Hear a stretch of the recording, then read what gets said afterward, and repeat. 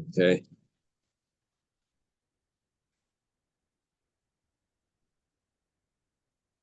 Today we're gonna start on Daf Mem Vav Amud Aleph 46. 46 say Chutz Min Adam. Chutz Min Adam. You see that it's the second line from the top. Thank Hashem. We're playing Torah every day. We're learning. We should have the basic Mikdash. Learning for Shleima, for our needs. Father and Naftali ben Bel and Yaakov ben Fega, right? Okay. So we learned in the Mishnah that there are certain things that are not learned in Mishnayos previously, certain things that don't have the laws of pigel. Someone would eat pigel, normally he would be chayiv kares. But these items, because they don't have a matir, so there's no laws of pigel. So our Mishnah tells us that those things that don't have laws of pigel, but nevertheless, they do have the laws of Neisar and Tameh.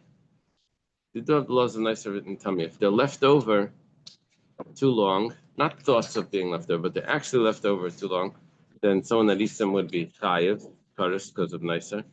And also, if they're Tameh, you're not allowed to eat Tameh sacrifices or B'tumas aguf, the laws of Tumah, if the person's Tameh.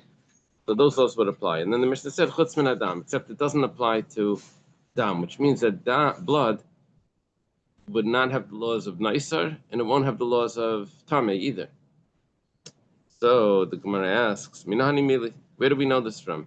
That Dam it doesn't have the laws of Pigel, it also doesn't have the laws of Neisar, it also doesn't have the laws of Tameh. Okay, so Amar Ula Amar Kra. Ula quotes a pasuk. It says, "Vani nasati lachem."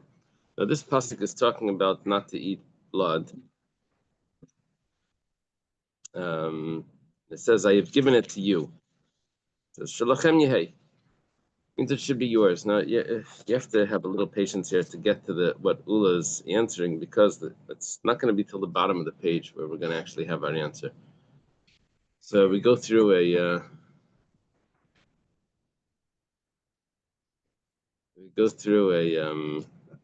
this brisa that discusses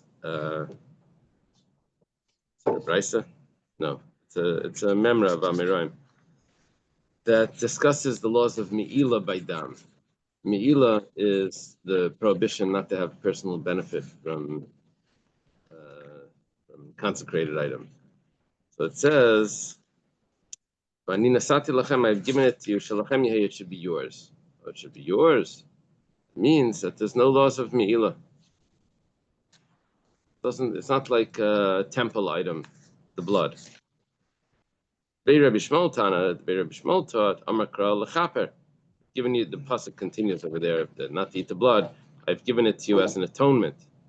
That blood is used in a sacrifice as an atonement. It's used as an atonement strictly, and it doesn't have the laws of Me'ila.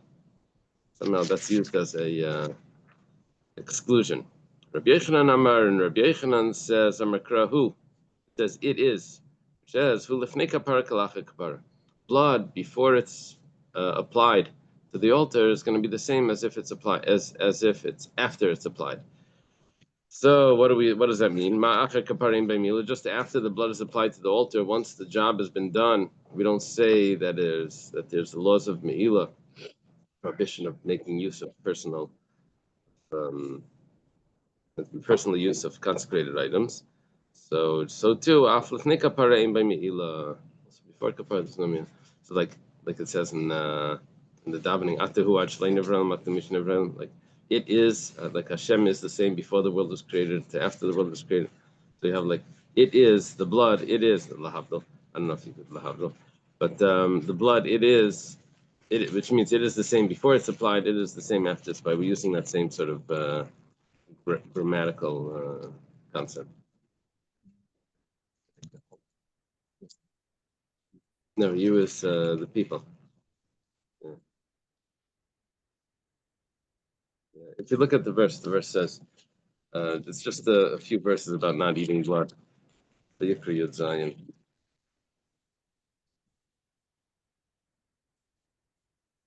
Starts off with bringing the carbon to the base of Migdash.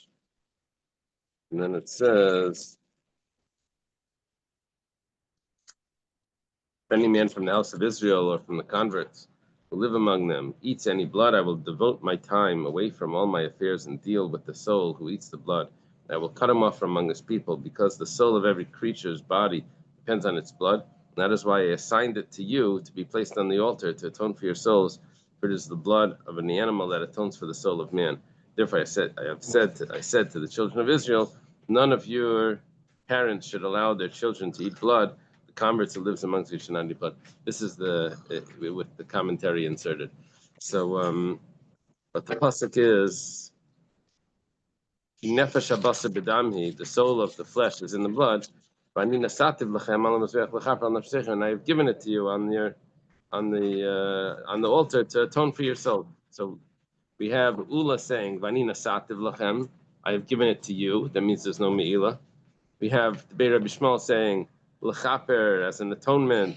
That means it's only an atonement, but there's no me'ilah. And Rabbi Yochanan says that it says, Ki hadam hu, it is the blood. That means it is the blood before, the same as the blood after. So in this pasuk, we have three explanations why there's no me'ilah by dam, which is not what we're talking about, by the way. We're talking about if there's the laws of Neisar or Tameh by dam. But anyway, let's see. Extra 25. Me'ilah. If someone violates the laws of me'ilah, then he has to bring a carbon. He has to pay an extra fifth. Yeah.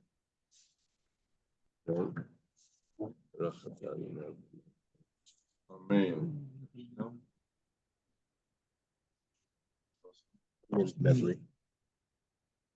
Okay.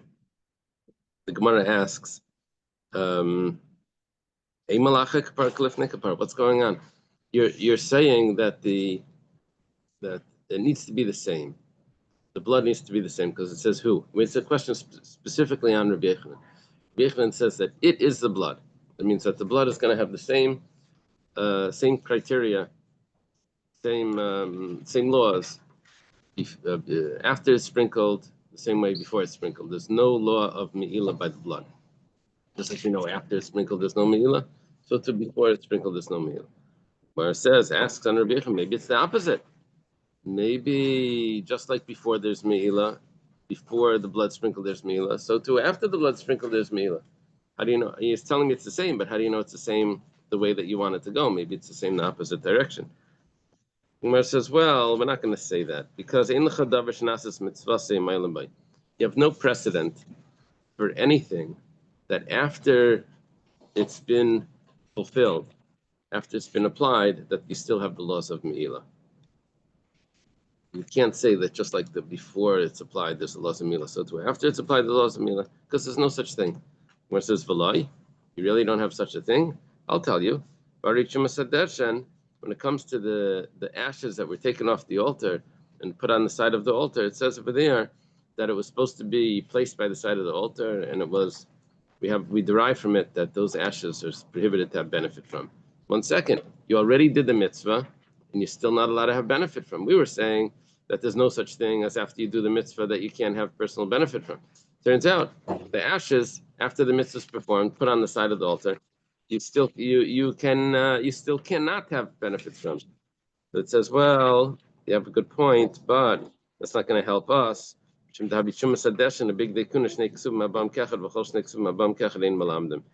we have two laws. We know that when we're dealing with a precedent,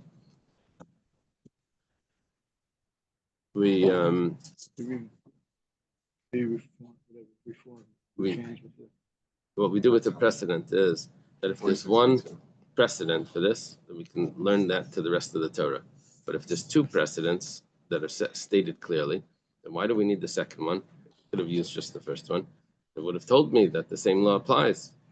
There's no use. The fact that you're saying it again is teaching me that you can't learn from this type of precedent. So Shnei Ksuvim, Abam Kechad, two precedents tell me that those are isolated items and that you can't learn from them to other areas. It's like counter what you would have said. You said, well, you find it in two places. So for sure it should apply. You even find it in two places. No, you find it in two places. That's a proof that it doesn't apply anywhere else. Would have found it in one. Was there a use for the ashes? I think it just says it got absorbed in that place. And how can it be a precedent for anything? I'm wondering. You're not allowed to make use from it. Excuse me? You can't make use from it. Oh, you mean what could have been the use? Well, if it didn't have a use, but how can it be a precedent for using or not using? Well, I think it could have been used for other things. It could have been used. What's that? Sold it to tourists. He says to sell it to tourists, but but it could have been used, let's say, for fertilizer or for ink or for things that you could use with ashes. Okay.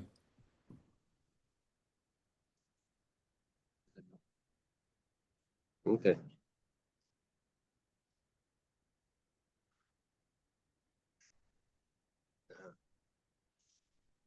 Okay. It comes out that we have two sources, and we don't learn from two sources. So that's back. Rabbi Yechanan's back on stage. We can accept his logic that just like before the atonement. I'm sorry, just like after the atonement, after it's placed, there's no me'ilah. So before it's placed, there's no me'ilah. We have other places where you find that, yeah, but you have two of them. So therefore, you can't learn from that where there's going to be me'ilah after it's placed. This works out well according to the Rabbanan, that they say that when it says that you place the ashes there, that means that the ashes need to be buried. You can't do anything with those ashes. I skipped the line. I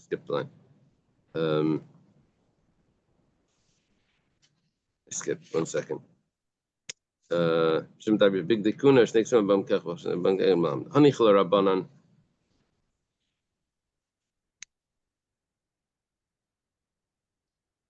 I skipped. I skipped. Big dekuna. I didn't tell you about the big dekuna. Big dekuna snakes on bam kachos. Big dekuna were there's two things. There's the Shumas Hadeshen, and then there's the big dekuna, the clothing of the Kohen Gadol. It says the clothing of the Kohen Gadol after Yom Kippur, when he had those 4 garments, the 4 white garments that he would wear. So it says afterwards he takes them off and he leaves them there. Binicham Sham, he leaves them there. So what does that mean? He leaves them there. Once they're used, he can't have benefit from them anymore. So you see, we have another example of something that after it's already been used, you don't have benefit from. Just like the Chumas Hadeshen, after it's used, you don't have benefit from. So to the clothing of the Kohen Gadol on Yom Kippur, after it's used, you don't have benefit from. Now, that tells me that I have 2 sources, the Shnei Ksuvim, Abam Kechad, the 2 sources. Okay. So now the Gemara says, Hani Rabbanan, this works well according to the sages that say, Sevi Nicham Sham, that when you place it there, Malam Shatunim Geniza. That means that it has to be like buried, Geniza, it has to be put away, hidden away. Can't make use from it. But according to Rab Daisa, that says no. You place it there. That's all. He doesn't use it again. The Kohen Gadol can't use it again next Yom Kippur. Can't put it away like his kittel that he puts it away from year to year. He can't use it, but a Kohen Hedyot would be allowed to use it. That means that you can make use of it. Now, how does that affect us? This affects us because now I only have one precedent of something that's after it's used you can't have benefit from, which is the Chumas Hadeshen. And then why does that bother us? Because Rabbi Yochanan said that when it says that the blood it is, that means that it is just like after it was sprinkled, the same as how it is before it's sprinkled. Maybe it's the opposite. Maybe it is before it's sprinkled, same way it will be after it's sprinkled, and you can't have benefit from. How you don't find such a thing that you can't have benefit from after the mitzvah is done? Sure we do. You have Chumas Hadeshen, and that's only one item which we can learn from that. The Gemara says, According to this opinion, what can you say if it's only if the koyanim of if the koyan hedyot is allowed to use the clothing, it's only the same koyan gadol can't use it for a different Yom Kippur, then what are we going to say about using the Trumas Hadeshin as a precedent to tell me that the blood should be prohibited? That the blood should be prohibited even after it's been sprinkled. Okay, we get to start it. We'll start a new parak in your honor. Okay. Give us a few minutes. Who's there? Mendel Sasson. Mendel. The. Okay. Yeah, welcome back, Manu.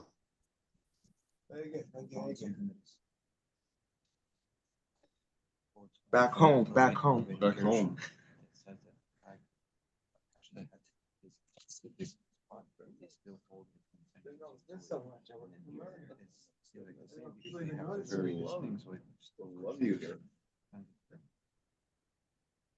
Yeah. What are they saying from Rabbeinu Gershon? That seems like to be the simple shot. Yeah.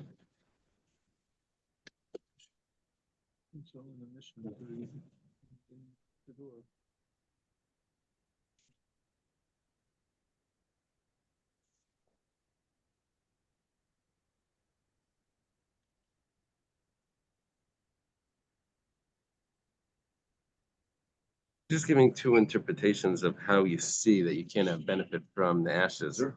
Quotes Rabbeinu Gershon that says the fact that it needs a designated spot means that it's subject to misuse. Rashi says that the purpose of storing them away was to prevent people from benefiting them. So either way, it means that you can't have benefit. Yeah. Okay. So we're left with a little problem over here, and so the Gemara answers. No, we do have another source of a second item that after the job has been done, it's still prohibited to have benefit from it. You're looking for a Zavachim? You can take some down here as a shot.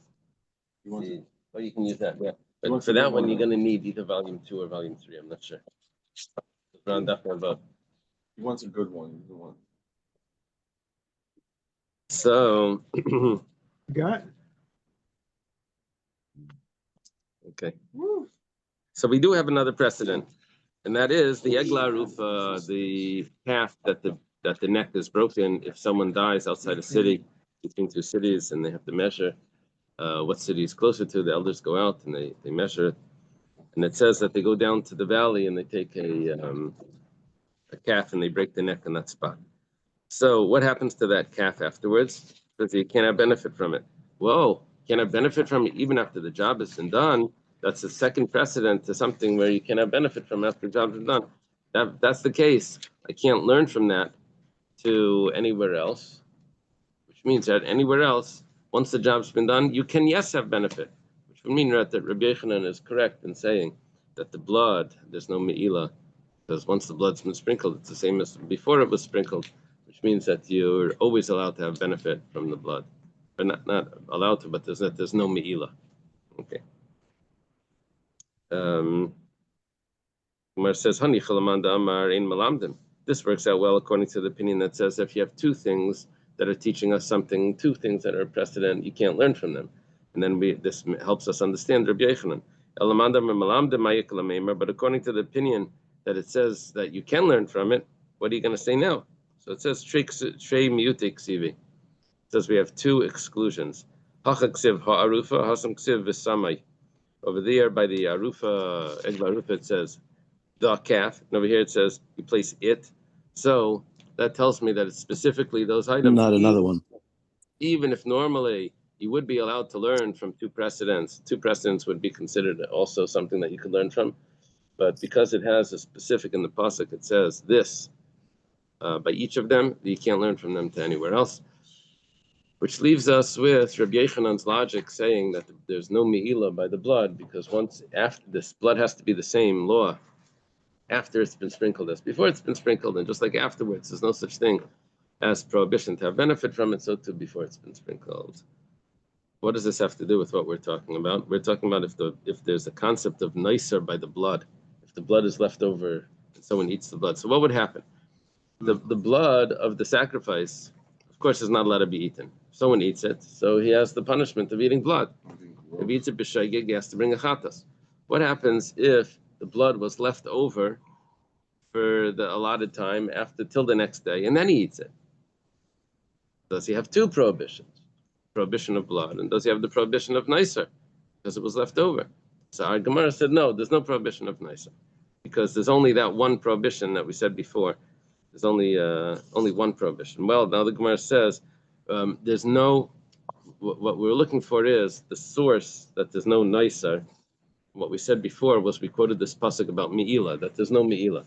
The Gemara says tlasa kroi bedam lamali. Why do you need 3 psukim by dam to tell me that there's no meila? You have the pasuk of that Ula quoted, the pasuk of Tana de Rabbi Shmuel, or the pasuk of Rabbi Yechanan. So why do we need 3 psukim? The Gemara's answer is lamutim mi meila mi nicer mitama, and that's what we were looking for. That it excludes the blood from meila, it excludes it from nicer, and it excludes it from tama. Yeah, you have to wait for the end. Patience, you have to get the answer. It's an entire page just to. Now the Gemara concludes, "Avol pigol leitzarich kra." But you don't need a pasuk to tell me that there's no pigol. Someone would eat the blood of a sacrifice that was slaughtered with the intention to sprinkle the blood after the allotted time, which is called pigol.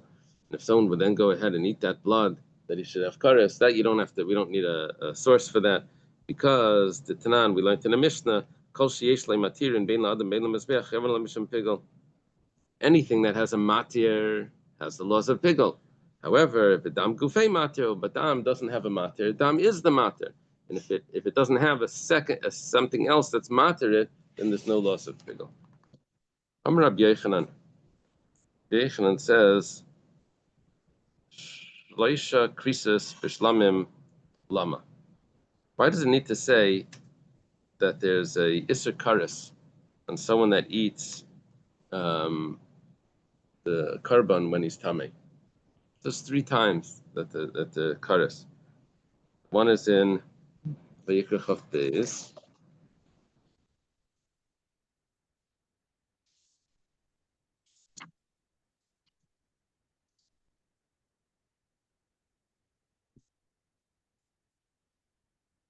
Yeah. Speak to the. It says, speak to them.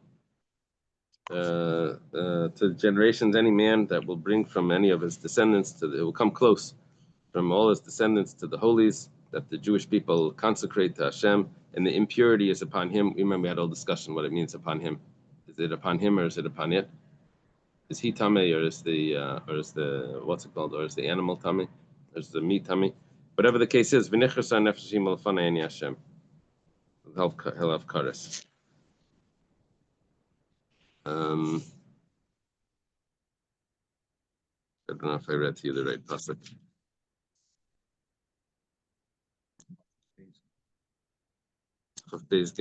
That's the pasuk that I read. But I thought over here it says, "Oh, Emel." Okay, good. Now we have another pasuk in Zion, Zion. Over here it says, "Anefesh asheteichel basar." Yeah. Pasuk Kaf, Pasuk 20. It says, "And any soul that will eat from the flesh of a shlamim sacrifice that is for Hashem, and the impurity is upon it or upon him, he'll be cut off from his people." The third pasuk it says, "Nefesh kisiga." Pasuk Kaf Aleph. Any person that will touch, which actually we learned means that will eat. That is. And he will touch something that's impure, and then he will eat from the sacrifice of the shlamim, he'll be cut off from the people. So it says 3 times kares. The question is why? This is Rabbi Yechanan. So achas, one of them is leklal. So the way Rashi learns this is that we have a davar shahaya b'chlal, v'yatzem min haklal. So originally we had one pasuk that says that anyone that will eat from a sacrifice when it's tamei, and then it says about the shlamim. So it says, why do you have to specify the shlamim? So we say that just like the shlamim is on the mizbeach, so too anything that's on the mizbeach. So in other words, what used to be part of the generalization that was now specified comes to teach me about the whole rule, right? Davar shahaya b'chlal, the yatzim min haklal. L'lamed is coming to teach me something.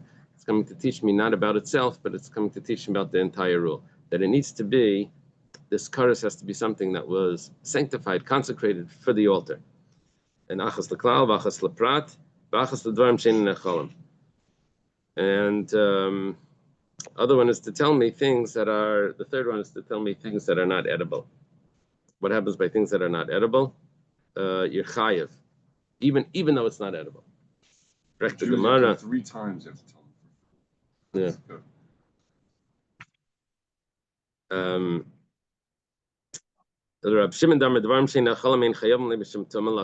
We had the opinion of Reb Shimon, which is Reb Shimon Bar Yochai.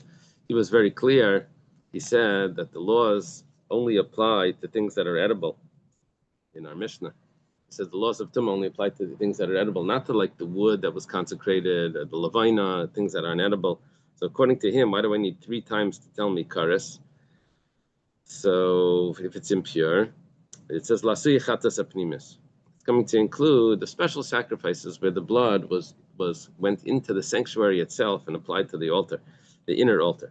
I could have entered your mind to say, but since Reb Shimon says kol shein al mizbech and kishlamin chelav mishum pigol, remember the laws of pigol we learned from a korban shlamim. Korban shlamim is put on the outer altar. I could have said that anything that doesn't go on the outer altar like a shlamim doesn't have the laws of pigol. Because I could have thought that chatas apnimis also doesn't have the laws of that. So chatas apnimis doesn't have the laws of pigol. I could have thought that tumah would apply as well. Mishum tumah nami lo lechayev. Could have thought that the laws of tumah don't apply if the blood is taken into the sanctuary. Mashmalan comes to tell me that the laws of impurity actually apply to even that sacrifice that goes inside the sanctuary. Actual blood? What's the sacrifice? It means the blood is taken inside. We'll learn about it in the next chapter. The next chapter is called Yisrael Mekayman. So we say it every day. So in there we'll have all the different sacrifices. This the karbanos that the blood is not put on the outer altar, the blood is put on the inner altar. Some exceptions to that, and one of them is Reb Shimon says there's no pigel there. So we said maybe if there's no pigel for that sacrifice, maybe there also shouldn't be impurity for that sacrifice, the loss of impurity. We say no, loss of impurity apply, and that's what we learned from the third mention of the kares by impurity. Numi Reb Shimon, that was that word that we were talking about, numi, right? Reb Shimon said, is mechayev es shadar kelechel, only for something that's edible. Things that aren't edible, he says that there's no laws of tumah. All right. So Itmar, we have a statement. We have Rabbi Yochanan and Rish Lakish. That's one pair. Rabbi Yochanan and Rish Lakish are the sages in Israel. Rabbi Elazar and Rabbi Yossi bar Rabbi Chanina.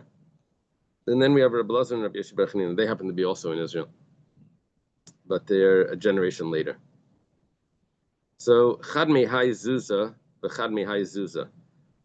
I wanted to look up this morning the Jastra. You need a dictionary in the Aramaic dictionary in the library here. So, yeah, I think I looked it up last night. I don't know if I reshelved it. There's no dictionary. I'd like to be there. There's a Hebrew dictionary. Oh, was there Evan Shushan?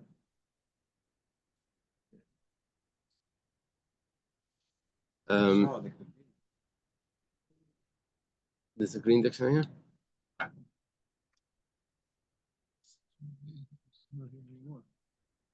No, it's probably by the yeshiva or something. So we have a bunch in the yeshiva. Anyway, over here it says Zuza, and we're translating it as Zuga. Zuga is the, but in the Shita Mekvetzes, he writes it as Zava.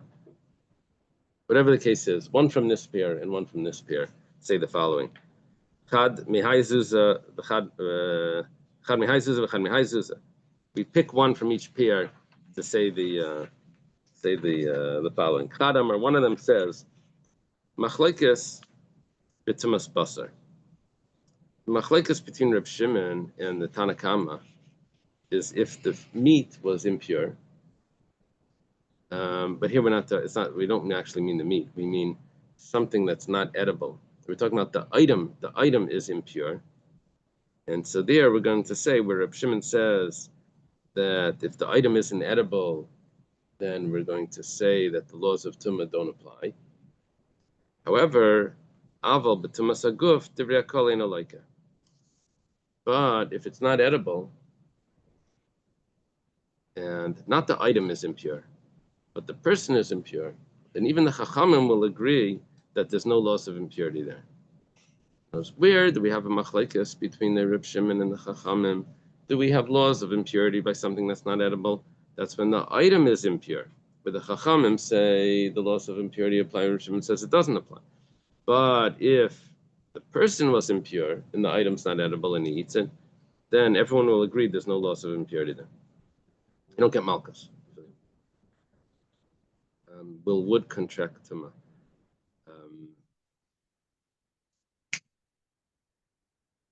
Yeah, that's the question. How does the wood become tummy? Do they have a comment on that? How the wood would become tummy?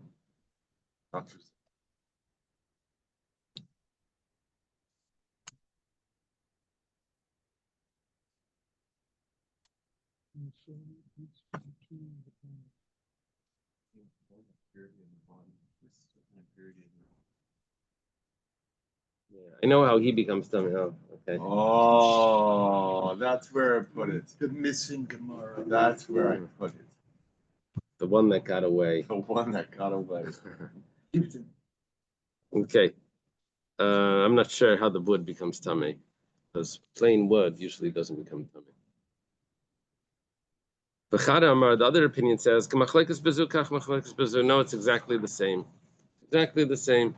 That just like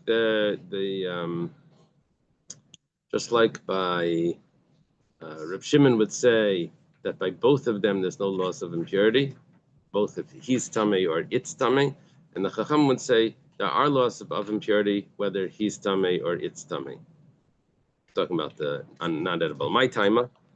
What's the explanation for this? It says like this: Keeping the krin be ba'basar shiga b'chol tamei, krin and be b'tamasei Allah.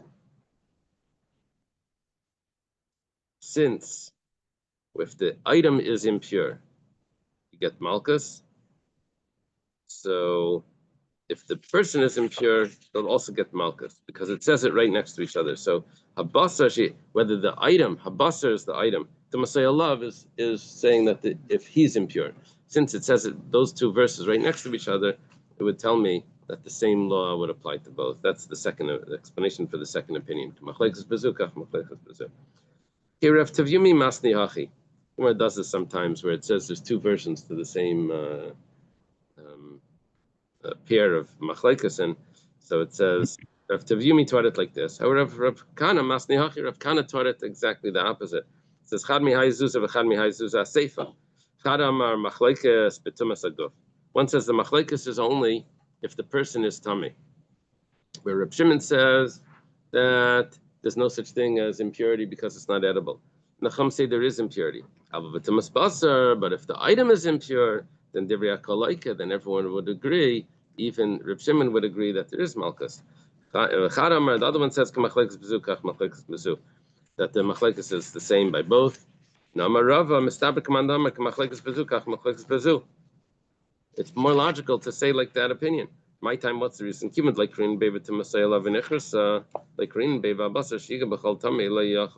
Since, according to Reb Shimon, we don't say that it's considered the impurity is on him. So therefore, we also won't say that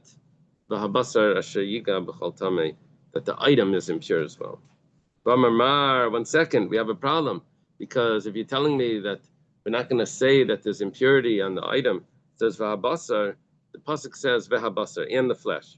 And that extra hay in v'habasar, the rabbis eitzim u'levayna is coming to include that there's impurity, the laws of impurity apply to wood and to the frankincense, which is exactly the opposite of what we're learning. My answer is l'pais l'balma, that's just rabbinic. That's not a biblical law. Rabbinically, there's the laws of impurity apply. Okay, the Mishnah says l'shem shisha. Which Reb Shimon? Reb Shimon is always Reb Shimon. No. It's okay. How's he arguing with Rava? Rava is just coming in and saying that who he would like to follow. And even that, Rava is not saying that he's following Reb Shimon versus the Chachamim.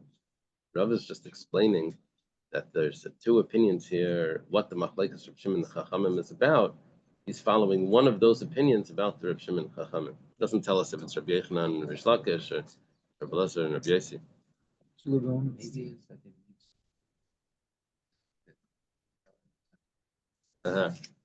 Hillel is suggesting that maybe that the wood that they were using on the altar was actually made into something, made into utensil.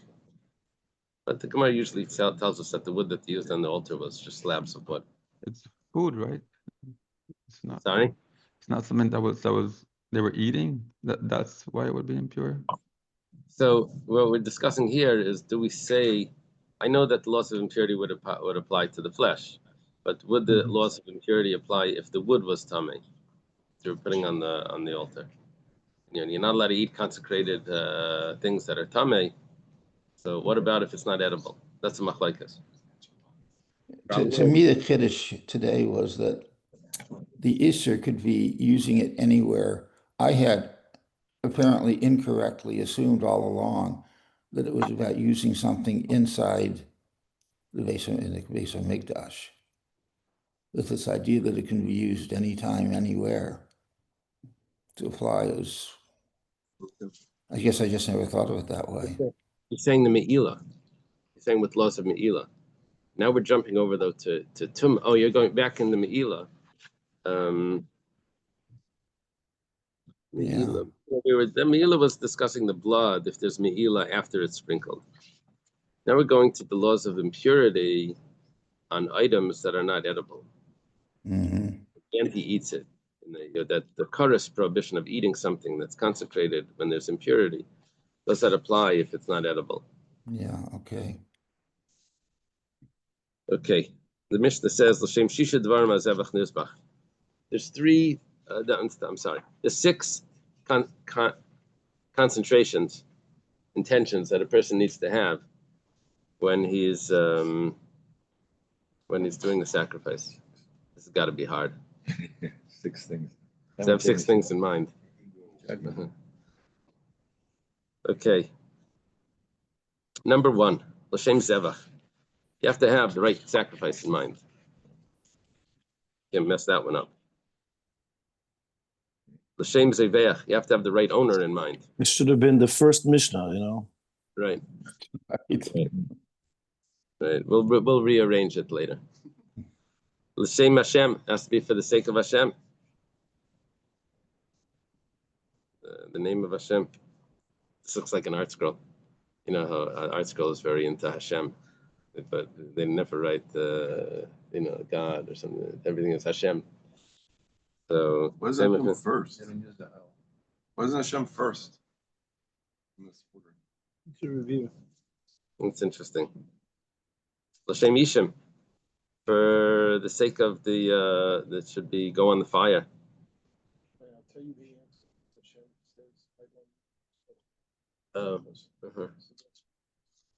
L'shem Reach, The answer. for the smell. That means that it should be burnt, and the smoke should go. The aroma. L'shem Nichayach, it should be an appeasement. But Chatas v'Asham, that was 6, by the way. Chatas v'Asham L'shem Chet. If it's a Chatas and Asham, then you have to also have intention for the sin that it's being brought for. Amar Rabbi Yossi. Rabbi Yossi says, Af mishalei beliba l'shem echad mikalelo. Even someone that doesn't have intention for any of these, it's kosher, it's satisfactory, it's satisfied. Shetanai bezdin sheina machshavei lechas al achar oived. Because we have a Tanai Bezdin. Bezdin instituted, in case someone should mess up the concentration, they instituted that they don't have any concentration. And therefore, if it's plain without any concentration, that's satisfactory. But if you have the wrong concentration, then you're going to mess it up. So we don't have any concentration at all. And then he says that the thoughts follow the one that's doing the service. So if the one that's doing the service would mess it up, even though the owner is having the right intention, but the one that's doing the service would mess it up, then it would be invalid. So we tell him not to have any thoughts. So Okay. the first is, okay, got it. First it's slaughter and this is the second.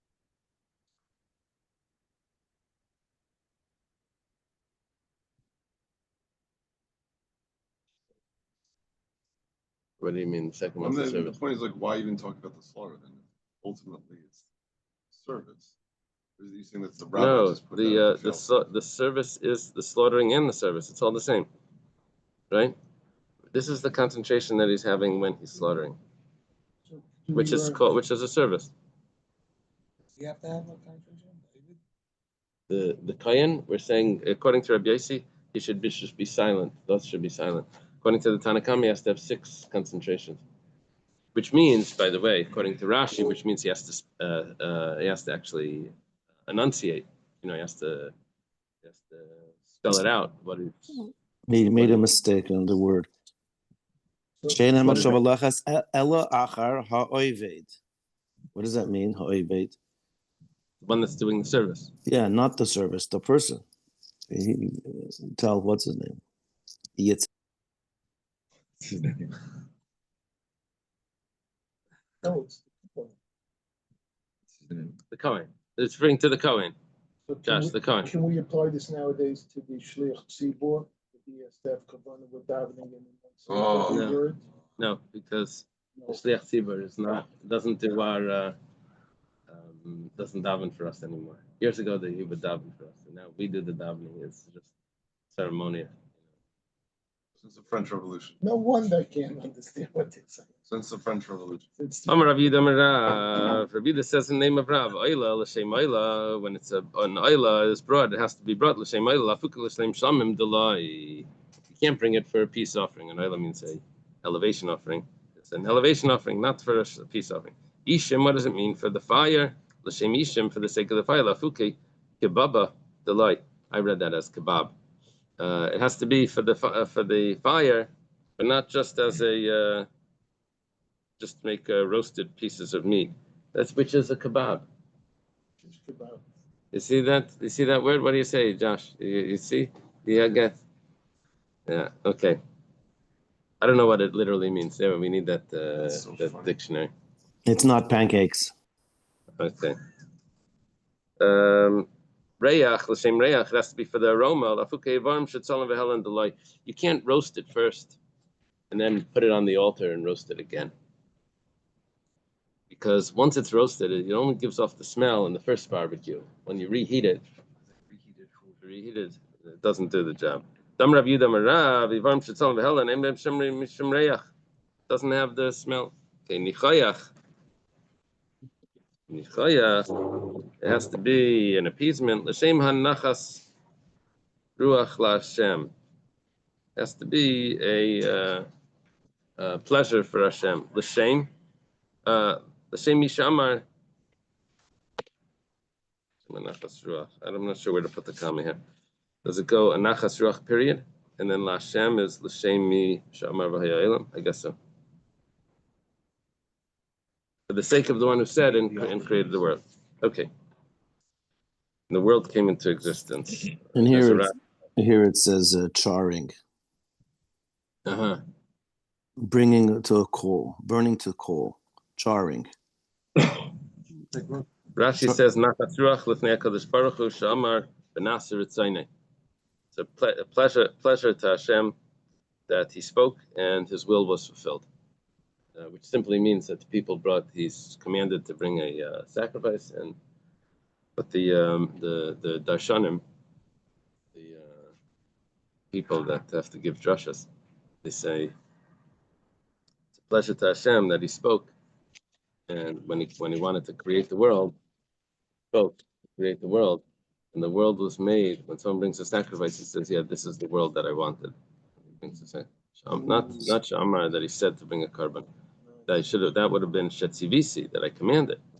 But Sha'amar means he spoke. What's the Amar? Is the Asar Mamaris. He spoke in Nasir Ritzainai, the world that he wanted. Okay. Amar Ravida Merav. Ravida says in Merav Chatas Sheshachta L'Shem Eila Psula.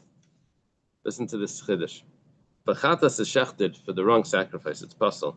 However, L'Shem Chulin. But if it's shechted, we had this Gemara actually.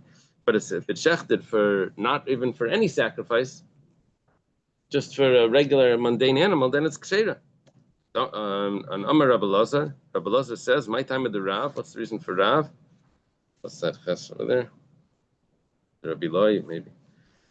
What's the reason for Rav? It says, "V'leyachalu es kodshi b'nei Yisrael, kodshim mechalim kodshim mechulim mechalim kodshim." You know how to mess up a sacrifice by making it into a wrong sacrifice. But if you have chulin, if it's chulin, it won't mess up a sacrifice. If you just have an intention for a regular mundane animal. Must have Rabba has a question. I'm Rabbi Yaisi. Yaisi says, even if someone doesn't have any intention, it's going to be kosher because the Bezdin stipulated that you shouldn't have any intention. What's the reason why it's going to be kosher? Because he doesn't have any intention at all. But if he does have an intention, it's going to be invalid. Goes against Rabbi Yehuda Merav. Rabbi Yehuda Merav says that if he has intention for a mundane animal, it will be kosher. Now you're telling me that no intention will be kosher, but yes intention. But if it's for mundane, it will be invalid. So it's a contradiction. Amalei Abaya answers this question of Rabbah. He says, "Dilma loyhaya klal kosher umaratza." If he doesn't have any intention, then the animal is kosher, and it also is an appeasement for the owner, for Hashem. But if it was intention for chulin, then kosher, it's going to be kosher, the sacrifice. They're going to be able to eat the meat. Beina maratza, but it's not an appeasement to Hashem for the person. He should probably bring another sacrifice. So what did Rav mean? That it's kosher? He meant that it was kosher to be able to eat. Well, take a look at this. Amar Rabbi Lazar, chatas sheshachta l'shem chulin sheira. The chatas shechted for Rabbi Loi, again, they adjust it. If a chatas is shechted with the wrong intention, for the sake of a mundane animal, then it's going to be kosher. Mishum chulin, but if he thinks that it's chulin, you get the difference over here? No. If he shechts it and he knows that it's a sacrifice, but he has the intention that it's not. He knows that it is, but he has intention that it's not. So then that intention doesn't invalidate it. But if he got the whole thing mixed up, he doesn't know at all that this is a sacrifice. He's just slaughtering it plain just because he's hungry, and he doesn't know anything about the sacrifice, then it's puzzle.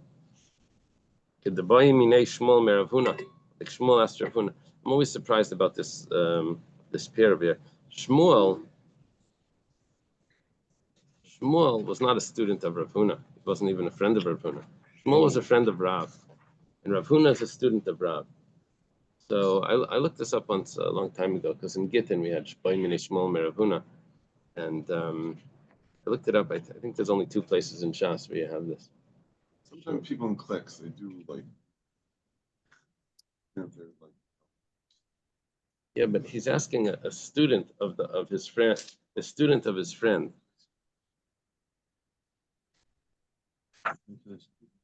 Goes to his Rav student to ask him a question. Interesting. Minayin lemasasik bekachim shupasel. Okay. It was, how do we know that someone that doesn't know what he's doing when he's sacrificing a sacrifice, there's no intention, he thinks he's doing something else, maybe he's holding a knife and it just happens to slaughter it. How do we know that that's invalid? You have to have intention that you're slaughtering an animal. Amarle, so that's what Rav Huna responded. Shmuel tells him, Zubi Adenu, that we know already that you have the intention that you're slaughtering. La'akiv minayin. How do we know that if you don't have intention that it's invalid? You're telling me just what you're supposed to do. I wanted to know, how do we know that it's invalid if you don't do that? That you should slaughter it with for your will. You have to have intention that you're slaughtering. Otherwise, it would be, like when it gets doubled, when it says it again, that tells me that it's invalid if you don't have that. Now we say, the thoughts of a sacrifice follow the one that's doing the service, not the owner. Masnisan like Yaitana, Mishnah doesn't follow the author of the Brisa, the Tanya, started in the Brisa, Amar Rabbi Elazar bar Rabbi Yossi, Rabbi Elazar bar Yossi holds, Shemati, I've heard, Shabayla Mefaglim, that the owner can make a pigel. This was at Rabbi Yosef Engel has a whole sefer, just on Rabbi Elazar bar Rabbi Yossi, has a whole sefer, just because there's a question, according to Rabbi Elazar bar Rabbi Yossi, that the owner can make pigel, then how does the karban, the saita work? Because she could mess up the karban. If the karban's messed up, then it won't prove she's innocent or not. She can just mess it up on her own. She has her own remote control on that. It can be. Huh? So how does it work with Rabbi Elazar bar Rabbi Yossi? So he has a whole sefer just with like many different answers explaining this. Okay. Naftali's read it, I'm sure. I remember Rabbi Mendelssohn was telling me another teretz. He says, according to maybe you could say that he had it worked out, something. Yeah, the owner maybe is the husband, not the sota. He's the one that's making her go, right? Uh-huh. Go Princeton. No, I think, doesn't the owner have to do is it waived, the karban? And the husband doesn't do the waving. It's the woman that does the waving. Yeah. Rava says, my time with the Rabbi Elazar bar Rabbi Yossi. I'm sorry. I thought they both waved. Right? My time with the Rabbi Elazar bar Rabbi Yossi. What's the reason for Rabbi Elazar bar Yossi? The pasuk says, "V'hikriv hamakriv." The one that brings it will come close, and it's referring to here the owner. The owner comes close. He's also called the one that's bringing it. Amar Abaya says, Rabbi Elazar bar Rabbi Yossi, Rabbi Eliezer, Rabbi Shimon ben Elazar, kulas firlu, zeh mechashav zeh oived havim machshava. Abaya does this sometimes in Shas. He does something that's called shita. He takes a few opinions and he throws them all together into one bucket. He says they all hold the same thing. And we're going to see they don't actually all hold of each other, but they all hold the same concept, that the one that's doing the service is one thing, but the one that's sending the sacrifice can also have thoughts that will affect. So, Rabbi Elazar bar Rabbi Yossi Ad Amran. If you're the owner and you're bringing it in, right? And you're like, here, this is the guy messed up for you. The Kayan can mess it up. Oh, You have to, but when you get there, you're like in a doctor's office and you have to fill out forms. You say, what is this for? Did you ever do this before? What's your history? What's your insurance? Your history. Yeah, and then you have to pay for the what's it called? For the if you didn't bring the wine and the things, you have to. They would give them a little coupon, to get the token, to get the wine and the flour and the oil to go along with it. So Rabbi Elazar bar Yossi Amran, Rabbi Eliezer the Tanan, Rabbi Eliezer, what does he say? See, Rabbi Elazar bar Rabbi Yossi is a son of Rabbi Akiva's student, Rabbi Yossi. Rabbi Eliezer is Rabbi Akiva's teacher. He says, "Hasheichet la'ivet kechavim shchitas kshera." The Tanakama holds that if someone shechts on behalf of a non-Jew, so it's kosher. However, Rabbi Eliezer says it's invalid. Rabbi Eliezer thinks that the non-Jew is probably thinking about an idol. What else would he be thinking about? So therefore, it's automatically invalid, which means that the owner can have thoughts that can mess up the sacrifice. Shimon ben Elazar, what does Rabbi Shimon ben Elazar say? The Tanan, we have a Mishnah. Rabbi Shimon ben Elazar is a student of Rabbi Meir. Klal Amar Rabbi Shimon ben Elazar. Rabbi Shimon ben Elazar made a rule. Kol shein kosher letzniya. He's talking about in Shilchas Shabbos. Anything that you're not allowed to carry on Shabbos.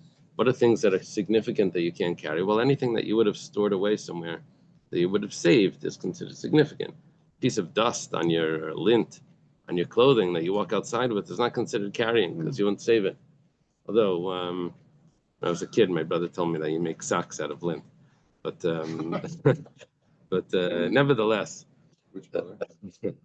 nevertheless, I can't say out of lint. He would, in the dryer when you clean out the lint. He convinced me that that's what they make socks from. No, they use that for felt hats. That's funny. So kosher kasha latzniya, anything that's not suitable to be stored away, to be saved, they must need something similar to that. You wouldn't save. But let's say the owner would actually want to save it. For whatever reason, he collects. I don't know. He collects caps, bottles. Tashlach. Yeah, corks. He collects things that no one else would save, and then someone else comes and carries it. So Shimon Elazar says the person's chayav for carrying it. It's not significant. You carried on Shabbos. What did you carry? You carried lint. What did you carry on Shabbos? He says no, but the owner consider. Turns out that the owner's thoughts affect the other person who's carrying it. Yeah, the owner's thoughts. The understand is how it had a use. That it has a use, yeah. Tarvayu islu de Rebbe Elazar Rabbi Yossi. Both other opinions, both Reb Shimon ben Elazar and Rabbi Eliezer would agree with Rebbe Elazar Rabbi Yossi when it comes to the sacrifice. Hashta b'chutz amrinan pnimi bay. Oh, sorry, I probably explained Rebbe Eliezer wrong, because I was saying that Rebbe Eliezer is talking about a sacrifice. It's not even a sacrifice. It's talking about just a regular korban. If you're slaughtering it for the sake, not a regular animal. If you're slaughtering for the sake of a non-Jew, Rebbe Eliezer says it's invalid because it's probably for the idol, even just to eat. It's a ring. So if they say that the thoughts outside the temple are of the owner, we're going to affect the person that's doing the service, are going to affect the item. So for sure, in the temple, so they would agree with Rebbe Elazar Rabbi Yossi. Rebbe Elazar Rabbi Yossi, less l'tarvaya. Rebbe Elazar Rabbi Yossi, not necessarily holds of them. He says in the temple, the thoughts of the owner make a difference, but not outside the temple. Dilma b'fnimu damrina b'chutz la'amrina. Reb Shimon ben Elazar is later Rebbe Elazar. Reb Shimon ben Elazar could hold of Rebbe Elazar because he says hashta b'Shabbos amrinan b'avidus cham mibai. If you say for loss of Shabbos, that it can become significant. So for sure for avidus kechavim, which is similar to like something in the temple, because it's a sacrifice type of thing. So then for sure it's going to be the same. And however, Rabbi Eliezer, less later Reb Shimon ben Elazar, but Rabbi Eliezer that spoke about a sacrifice, spoke about slaughtering an animal, not a sacrifice. He doesn't necessarily hold the Reb Shimon ben Elazar because Dilma b'avidus kechavim udamrinan can b'fnim.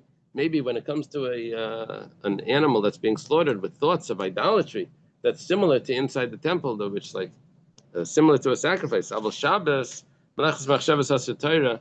When it comes to Shabbos, you only chayiv if you did an act that was actually something that was significant, Maseches Zavachim. And so he would say that this is not considered a significant act. He carried lint outside the Rishus Harabim on Shabbos. Hadjalach Beishamai. So that was the end of the fourth parak. Now we start the Yizam Kaiman, and this is the only parak in Shas that doesn't have a machlokes in the Mishnah. That's why we say it before davening. Why did they choose Yizam Kaiman? Well, with sacrifices, but they wanted to choose something that doesn't have a machlokes. It's the only parak in Shas without a machlokes. So Yizam Kaiman Shal Zavachim. But yeah, there's a machlokes about that.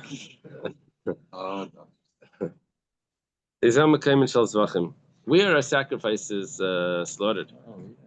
Well, Kachik Kadashim, if it's a very holy sacrifice, what's included in that? Achata, Sanasha, Menayla, community, Shlamim. All of those are Shchitasam Batzafin.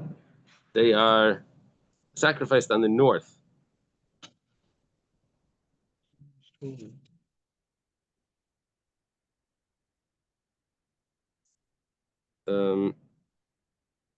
in the other Mishnayos, in the other paragraphs in this, it says B'kibul daman b'chli sharis betzafin, but over here it doesn't say that. Oh, you remember that about where the north is? What's considered the north? There's a discussion, machlekes. If it's just due north of the altar, or if it's the other sections of the north. Parvasar shel Yom Kippurim. Oh, Parvasar shel Yom Kippurim. Good.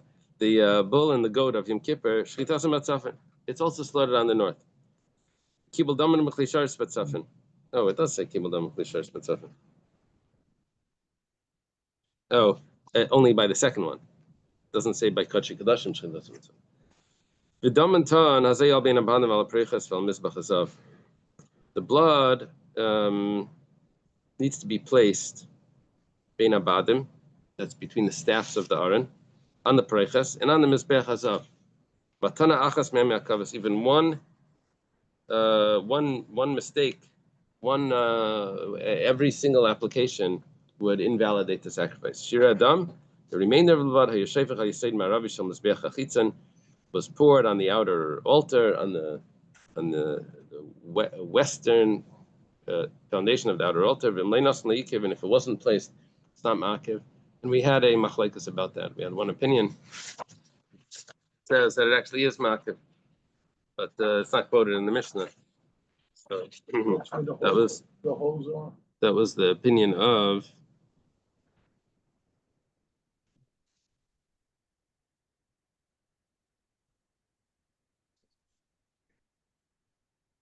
here we had a machlekes 43, 47, and 48.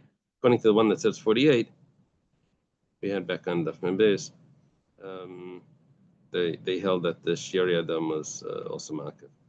Okay. With the wholesale, correct? Yeah. Param Nisrafim, Nasir Nisrafim.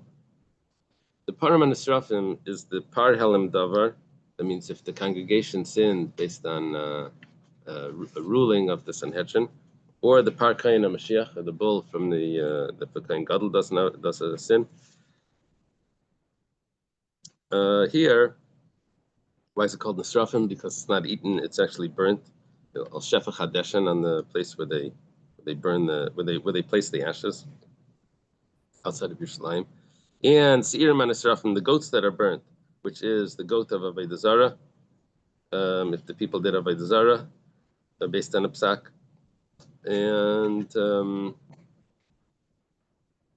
and I guess the Sar of Yom Kippur is also like that, right? Shchitas Matzafin. Shchitas Matzafin is slaughtered on the north. The blood is received on the north. The blood is applied on the pareches. No, so this is not the Sar of Yom Kippur. Sar of Yom Kippur we had before. Sar of Yom Kippur we had before. That the blood was placed bein abadim, between the staffs, right? Here, this is just the Sar of Avodah Zarah. Why is it Seirim? It should be Sa'ir and Nisraf. It's only one sacrifice. I'm not sure.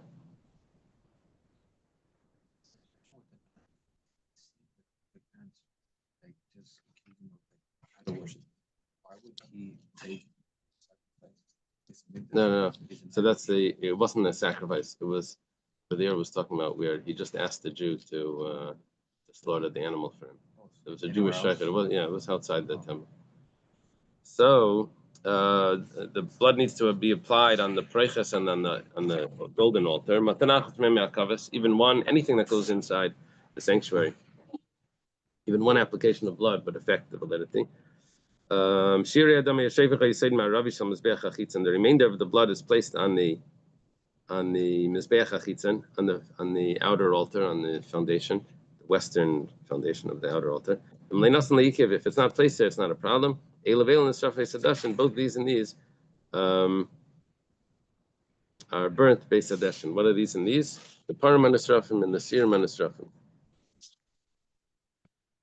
Okay.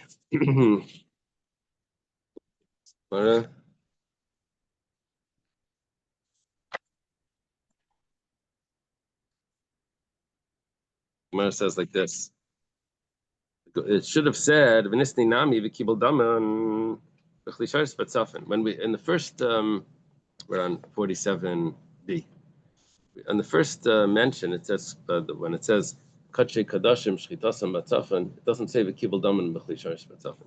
One asks why doesn't it say that you have to receive the blood on the north? The Gemara answers, Kivan De'ika Asham Mitzaira, since included in the Kachei Kadashim is a sacrifice called Asham. And one of the Ashams is Asham Mitzaira, the Asham of the leper that needs his atonement. The Kibul Damai, the Yad, the blood is caught in the hand of the Kayan. And this is the only one that's in the hand. Everything else is Bekeli. So It's caught from the animal when it squirts out. Yeah.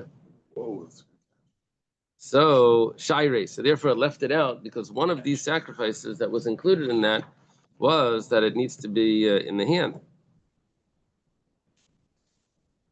It says Valoi, it wasn't caught in a keli.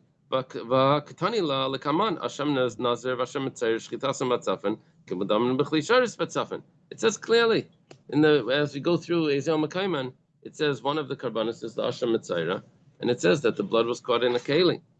It says Mikara Savar Kibul Damai Biyad. Originally, the Tana thought that the blood of the Mitzaira was put into the hand. So Shiri, so it didn't list it. Kevan de Lesagile El Bekeli, but then in the end, it turns out he finds out that it needs to be in a keli. So Hadar Tanya, then he taught it later on. Isn't that an interesting Gemara? In the same Mishnah, like a line later, he changes his mind.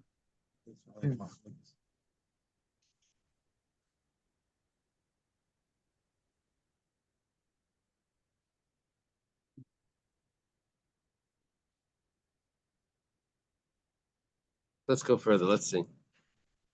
It's in the same parak, but that's good enough. I mean, the prakim, the Mishnayos were divided up by the printer to be inserted in the Gemara.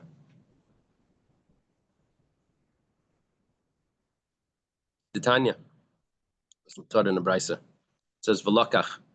The Kayan, the pasuk says that the Kayan will take from the Dama Asham, the blood of the guilt offering, which the Mitzayra brings. Yachal. And it says that he will take from the Damashim and the Kayan will put it on the ear, the right ear, and on the right thumb, and on the right big toe. Yachal Bekeli, maybe he takes it in a Keli. Talmud Laimar V'nasan, it says that he places it. Manasina Ba'atzmi Shalkain, just like the application of it is done with the Kayan's finger, the Kayan himself. Aflakich, also the taking of the blood is Ba'atzmi Shalkain is with the Kayan himself, not with the Keli. Yachal Aflim Mizbeach Kain. Maybe the blood that's taken on the altar is the same way, that he takes it in his hand. Tamalaymar ki kachata sa'ashamu. Pasuk says that the carbon asham is like a chatas. Ma chatas to a keli, just like the carbon chatas, the blood was taken in a utensil. Afasham to keli, also the asham was taken in a utensil. Nimtzat ha'aimer comes out. Asham mitzayer shnei kayanim mekam nasdame. You're going to need 2 kayanim to receive the blood of the asham mitzayer. Echad biyad ve'echad bekeli. One is going to receive it in his hand, the one to receive it in a utensil. The one that received it in the utensil, goes to the altar and he sprinkles it on the altar. The one that received it in his hand, comes to the leper and he puts it on his ear and on his thumb. Okay.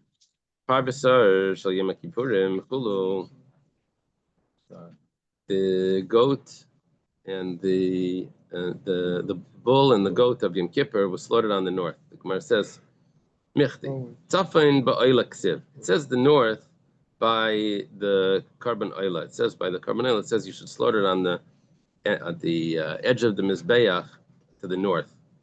Nisni oila bereisha.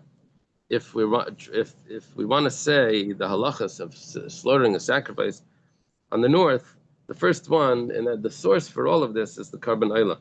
Why are we talking about the parvasar of Yom Kippur and parvasar asir manisrafim, and those are chatais? We should have an oila first. The Gemara answers chatas aididasi midrasha chavivalei. The chatas, which is learned out by a comparison to the oila, we like the chiddush. So we have that first. We like the dessert. It says v'nisnei chatas chitzainus. So why do we have to talk about the chatas chitzainus? Why do we have to talk about chatas mimus? Why we should say the chatas chitzainus, which means a regular carbon chatas that an individual brings, or carbon chatas, the goat that's brought on Rosh Chodesh or on the holidays. Why do we have those only unique karbanos? I'm sorry. It's applied on the four corners. So it says, "Aidi de nichnas daman lefnei v'lfim chaviv."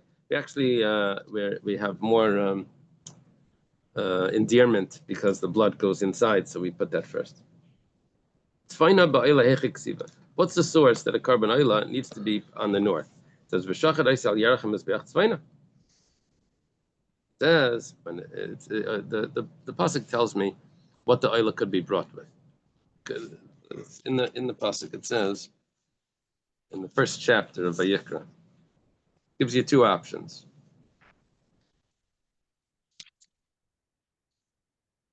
It says, "Im oila karbanei min abakar." If it's from the cattle, it says you slaughter it in front of Hashem. Okay. Im min atzayin karbanei. If it's from sheep, flock, then v'shachar eisal yarachem mizbeach tzfayna. So by the sheep, it says it introduces the north. The first mention of the oila, because it gives you these two options, the first mention, it doesn't mention the north. So it says like this, Ashkechan ben tzayin. I find this only by the flock that is slaughtered on the north. Ben Bakar minolan. Where do we know that the Ben Bakar is slaughtered on the north? So Amar Krav im minatzayin. It says the vav v'im minatzayin.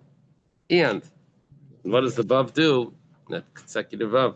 Maisif alinian rishon. It's coming to add to the first one. Bilamid elyon mitachtan. We can learn the elyon means the upper paragraph. The one that's the preceding paragraph from the one that was following it. This works out well according to the opinion that says when you have a vav, then you learn halachas from the second paragraph to the prior paragraph. But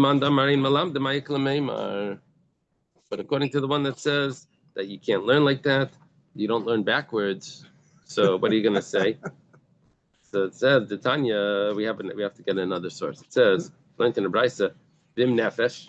This is talking about a asham tali. Person does a sin, but he doesn't know if he actually sinned. It says l'chayev al safik me'ilos asham tali. It says v'im nefesh.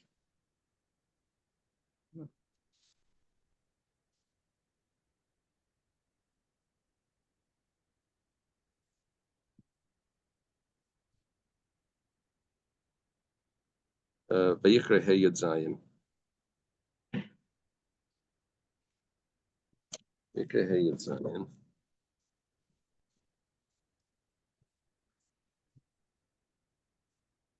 So it says over here, in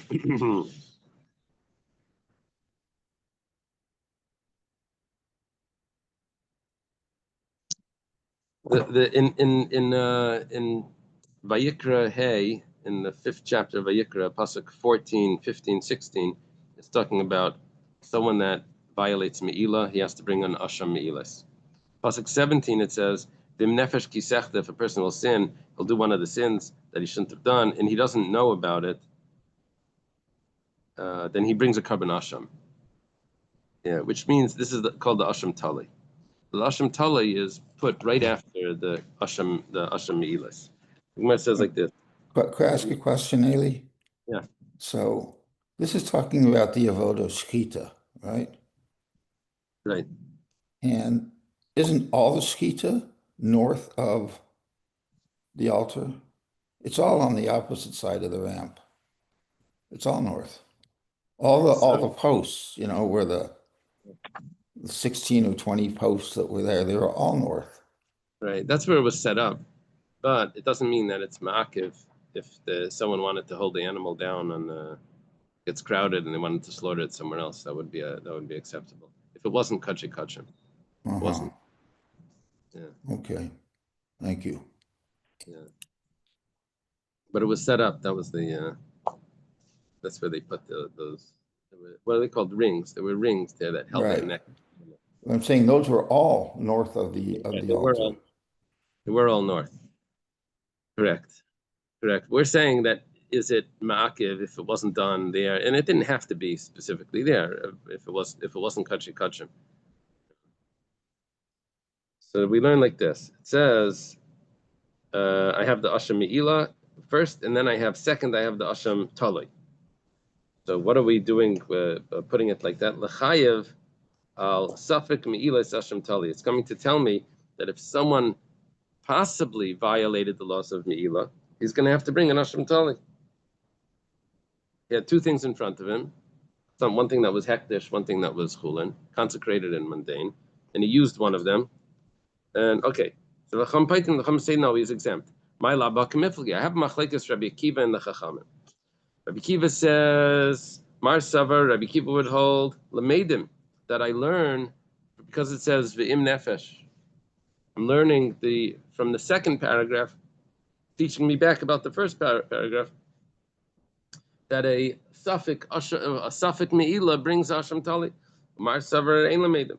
No, and the Chachamim say no, you don't learn one from the other. So how do you know back to us that there's a machlekes? Now, if you can learn the first paragraph from the preceding paragraph, so how do we know back to us that the Ben Bakar, the Ben Bakar needs to be slaughtered on the north? Amar Rav Papa says the Kuli Alma, everyone holds. Rabbi Akiva and the Chachamim both hold Lamedim. By the time of the Rabbanans, why do the Rabbanans say that you don't bring an Asham Me'ila, Asham Tali for a Me'ila? He says, Nemar Kan mitzvahs. He'll do one of the mitzvahs of Hashem that he should not have done. It means he'll violate one of the mitzvahs. Remember, b'chatas chelev, and it says by the chatas chelev, which is a regular chatas, it says mitzvahs. Ma'ala halan davar shachayav al sedei nikaras val shigachas chatas. Just like, when do you bring an asham talei? Is when you would have been obligated to bring a chatas, which is anything that b'mezid would have been kares is b'shegeg chatas. Afkan, so too the asham talei is chayav al sedei nikaras val shigachas chatas. Now me'ila b'mezid is not kares. Me'ila b'mezid is, I think, misa b'dei shemayim. Rabbi Akiva, how does he get that by Me'ila you could bring an Asham Talai? That's not normally what the way Asham Talai is brought. Ma'ala alon b'kavua, afkan kavua. He says not that shigagasai mezid kares shigasai chatas. He says what I learned from the chatas is that I would only bring an asham on something that has a set chatas, as a set sacrifice, as opposed to those certain things where there's a sliding scale. If his income is higher, he brings this. If it's lower, then he brings a bird. If it's lower, then he brings a meal offering. So lafuke chatas tetuma mikdash hakadosh. If it's coming to exclude that if someone enters into the base of English when he's tummy, over there you have the sliding scale chatas, the Eilav Yerid, that's called the Eilav Yerid. It goes up and goes down. That's how Rabbi Akiva holds an Asham Tali is brought only for something that's a regular chatas, but not a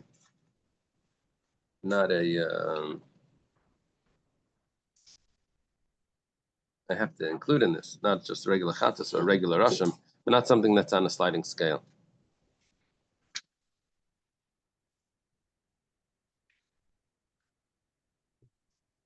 Rabbanan, they say that it has to be as a dainai karis and shigagasi chatas, but mezid is excision.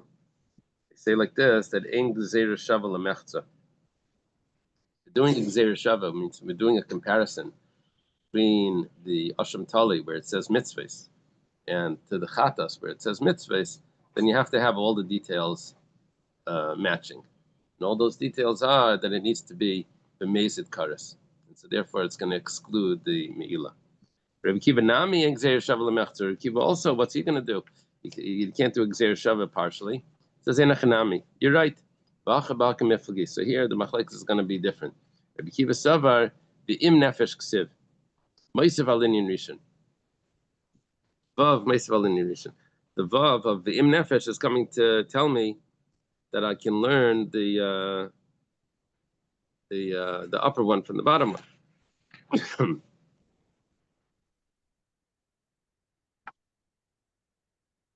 the Gemara says, 1 second.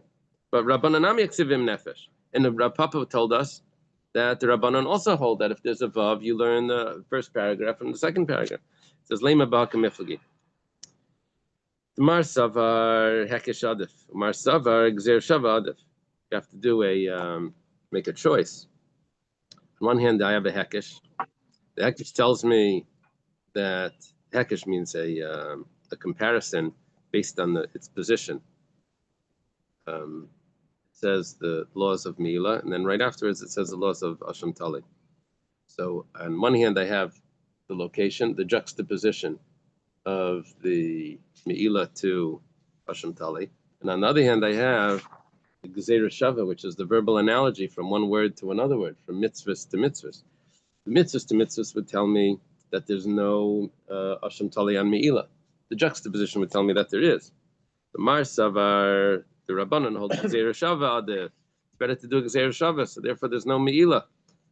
And I'm sorry, I skipped. Mar Savar Hekesh Adif. Rabbi Kiva holds Hekesh is better. Mar Savar Gezerah Shava Adif, and the Rabbanan say the Gezerah Shava is better, so that's more powerful. The Gemara says, like, Kuli Almi Hekesh Adif, everyone holds the position where it is in the Torah is more significant than the Gezerah Shava. B'amilach Rabbanan, Tachten hu the Gomer Me'alian. The Rabbanan say that I learn the second paragraph from the first paragraph, not the first paragraph from the second paragraph. We're reading downwards. We're not reading backwards. It says, what do we do? It says la'asham bekesef shkalim. It's coming to tell me that the asham tali has to cost the value of it has to be 2 silver coins, just like the asham me'ilas. Over there by the asham me'ilas it says be'erkecha kesef shkalim b'shekel ha'kodesh. By the me'ila, it has the animal needs to be brought. At least it has to be worth at least 2 silver shekel. So too the asham tali needs to be at least 2 silver shekel.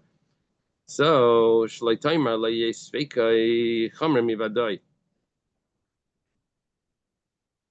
Right. So we shouldn't say the logic like this. He says, 1 second. Ma vadoi chatas basdanka. If he definitely did the sin, he only has to bring a sixth of a dinar. A very cheap animal. So afsveikai asham basdanka. Also, if it's a doubt, it should only be a basdanka. I could have thought that the cost of a animal that's being brought as a suffix should not be more than if you did it on purpose. Comes along this teaching, this hekesh, to teach me that no, if it's a doubt, you have to bring more, and that's famous Rabbeinu Yaina that says that someone may think that he doesn't have to do tshuva because he's not really sure if he's guilty. So we tell him, no, you have to bring a big expensive sacrifice. Yeah, that's what you're referring to, Hillel, right? Rabbi Kiva Hasvara, this concept where it needs to be bought with it has to cost 2 coins. Minali, where does he learn that from? So he says, Nafkalei mizayis teres ha'asham, tera achas l'chol hashamis. He learns it from the pasuk that says, this is the law of the asham. There's one law for all asham. All of them need to be 2 silver coins. Teinach man de islay teiras. This fits well according to the opinion that says that we're going to learn from the word teiras.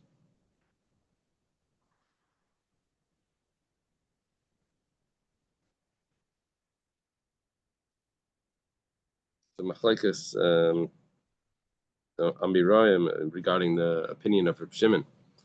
Avalman the leslay teiras mehecha gamar. But if you don't learn from the word teiras, so how do you know, according to Rabbi Akiva, that the asham needs to be 2 silver coins? Because gamar is going to learn it from the fact that it says by the asham me'ilas it says be'erkecha, and by the asham tali it says be'erkecha. So that's going to be another Gezerah Shava that tells me that it needs to have the same value. Okay, so I understand that when it says be'erkecha, which is by the asham tali and by the asham me'ilas. But asham shifcha charufa but by the shifcha charufa, shifcha charufa was a eved, a non-Jewish maidservant that was half freed that she's betrothed to an Eved Ivri, and that someone else comes and lives with her. So he has to bring a special sacrifice. Over there, it doesn't say be'erkacha. It doesn't say what the value is. How are we going to learn? If you learn from Torah's good, or if you, but if you don't learn from Torah's, how are you going to learn it? So we say Gamar, we're going to learn it the following way, because it says be'el, be'el. It says by the Asham Me'ilas, it says el, which means the ram, and it says by the Shif Charufa, the el, which means the ram. So we're going to learn that just like by Me'ilah it's 2 coins, so too by the Shif Charufa it's going to be 2 coins. Okay, let's leave it over here. Oh, holding by the bottom of 48. More minutes. Bottom of 48. Yeah. Yeah, thank you. Have a great day. 30 more minutes. we can 48 cram feet, in. right? I was 48 in the Rabbi, mikveh Yeah. of the. there's an interesting halacha here about the Shkoyach. Metzora, the Something Kibbutz. to this class. Oh, really? It says that after the leper's guilt offering is slaughtered, 2 priests collect the blood. One collects it in a vessel and sprinkles on the altar, and the other collects it in his right hand. So it's like Right. it's like joining both opinions, or you knew that all? No. No. We're saying that originally the Tana thought that there was only one collection of blood, and because he knows that it has to go in the hand. And it was only later on in the Mishnah where he realized that there's someone else that needs to be there collecting it in a vessel. So it is okay. So all along it was both. Got it. Yeah. Okay. All right, thank you. Okay. Have a good day. Have a good week, everyone.